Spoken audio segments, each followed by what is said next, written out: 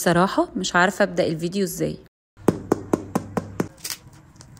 كل اللي اقدر اقوله ان انتوا لو جربتوها مش هتندموا. الاول هنعمل المحسن، وهو عباره عن نص كوبايه من الحليب و3 معالق كبار من الدقيق. هنقلبهم ونرفعهم على النار لغايه ما يبقوا عجينه كده، ونسيبها تبرد على جنب. في العجان بقى او على ايدينا هنحط الدقيق والملح والخميره والسكر. الخميره والملح ما يلمسوش بعض، وهنحط بيضه وفانيلا، ونبتدي بقى نعجن في الاول على سرعه هاديه. اول ما العجينه تلم هنزود الزبده بالتدريج والمحسن اللي عملناه في الاول، ونعجن لمده 10 دقائق كاملين علشان تبقى عجينه مطاطيه كده. اللي هينجحها هو العجن الكتير، مهما العجينه لزقت ما تزودوش دقيق. هندهن وشها زيت، هنغطيها كويس قوي ونسيبها تتخمر على جنب لمده ساعتين او 3 ساعات في البرد اللي احنا فيه ده. هكتب لكم المقادير تحت الفيديو. هنعمل بقى الكريمه اللي هنحشي بيها. هي عباره عن كوبايتين كبار من الحليب او 500 مللي. هنسخنهم بس ما يغلوش، يبقوا سخنين بس.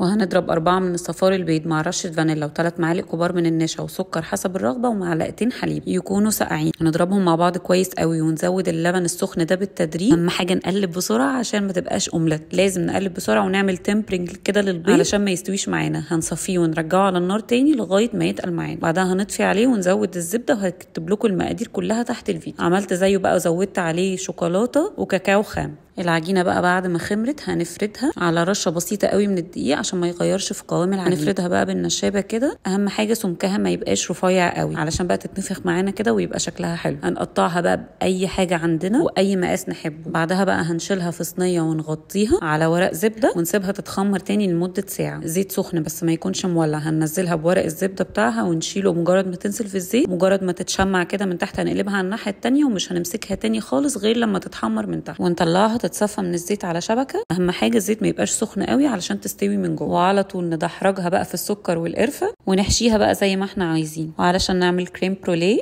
كرملت كوبايه من السكر على نار متوسطه لهاديه مع ربع كوبايه من الميه. اهم حاجه يبقى لونها جولدن فاتح. نطفي على طول علشان ما تمررش معانا. وعلى طول نحط فيها الدونتس علشان بتنشف بسرعه. بجد رهيبه وطعمها خطير. العجينه تحفه، لازم تجربوها، هتتبسطوا قوي.